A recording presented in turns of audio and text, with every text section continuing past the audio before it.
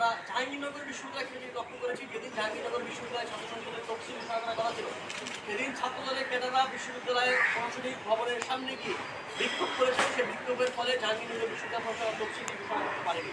ঢাকা বিশ্ববিদ্যালয় সহ অন্য কোনো বিশ্ববিদ্যালয়ের ক্ষেত্রে ছাত্রদলের এই মাতব্বরি এবং ছাত্র সংসদের নির্বাচন বন্ধ করার যে পায়তারা, এটা আমরা দেখতে চাই না।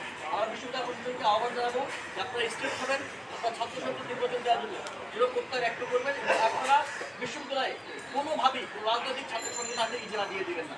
আমরা বিগত 16 বছর দেখেছি বিশ্ববিদ্যালয় প্রশাসন ছাত্রলীগকে বিশ্ববিদ্যালয় হাতে ইজারা দিয়ে দিল। আমরা চাইছি এখন আর কোনোভাবে অন্য কোনো রাজনৈতিক ছাত্র সংগঠন হাতে যাতে বিশ্ববিদ্যালয় ক্যাম্পাস ইজারা না দেওয়া হয়। আওয়ামী লীগ ক্ষমতায় থেকে 16 বছরের এভাবে করে বিশ্ববিদ্যালয়ের সংযুক্ততার অবস্থা তৈরি করেছে।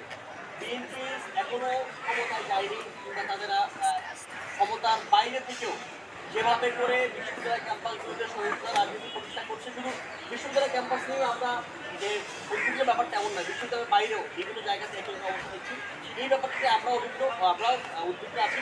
আমরা বিএনপি এবং ছাত্রদের কাছে জোর অনুরোধ জানাবো যে তারা যাতে বেশিরভাগ 2.0 না হয়ে ওঠে। আমরা চাই না যারা আমাদের সঙ্গে জুলাই গণঅভ্যুত্থানে একসাথে স্বাধীন হয়ে বুকে গুলি পেতে নিয়েছে, যারা শহীদ ওয়াসিম যে ছাত্রদলের কর্মী ছিল, সেই ছাত্রদল যাতে কোনোভাবেই ছাত্রলীগের ভূমিকা অবতীর্ণ হয়, এই জন্য আমরা তাদের সঙ্গে আমরা সেই দাবি করছি।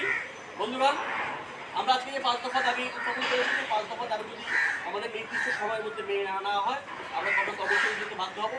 একই সঙ্গে আমরা আপনাদের কাছে দাবি জানাই, আমরা বিশ্ববিদ্যালয় প্রশাসনের কাছে বলবো এবং একই সঙ্গে যদি এই ব্যাপারগুলো মেনে আনা হয়, দাবিগুলো মেনে আনা হয়, আমরা এর সঙ্গে রাষ্ট্র সংশ্লিষ্ট যে বিষয় আছে রাষ্ট্র বিষয় ব্যাপার নিশ্চয়ই অবহিত করবো।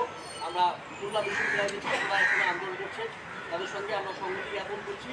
আমরা মনে করছি এই খুলনা প্রকৌশল বিশ্ববিদ্যালয়ের ছাত্ররাই গণঅভ্যুত্থানে ছিল, আমাদের সাথে গণঅভ্যুত্থান করেছে, তাদেরকে এরকমভাবে অবহেলা করা এবং তাদের উপর নির্মাণ হামলা চালানোর পর বাংলাদেশের বহিষ্কার দেওয়া, এটি পুরোপুরিভাবে বাংলাদেশের যে গণঅভ্যুত্থান আমরা তাকে প্রত্যাখ্যান দিচ্ছি। আমাদের সহজে দাবিগুলো মেনে নেওয়া হবে। সাংবাদিক বন্ধুরা যারা কষ্ট করে এসেছেন, আমাদের সঙ্গে ছিলেন, আপনাদের সবাইকে ধন্যবাদ জানাচ্ছি।